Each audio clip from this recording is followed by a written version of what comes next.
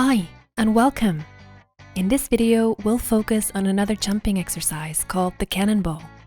Your child should already be comfortable with the basic dive jump before attempting this. Let's take a quick look at how it works. The child jumps off the pool edge and curls into a package by pulling their knees up, hugging their legs, and tucking their chin down. The real challenge comes once they hit the water and remain in this packet position. Because the human body is lighter than the water, the child will naturally float back to the surface in that bundle shape. The goal is to stay tucked until reaching the surface.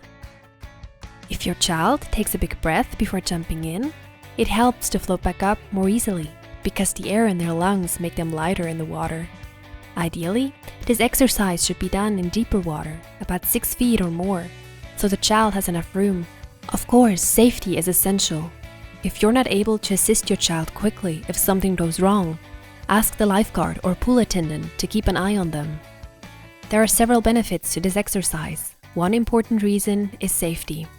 Children might get disoriented if they unexpectedly flip or twist during the jump or while floating up. Practicing the cannonball position helps them get used to the momentary confusion in the water without panicking.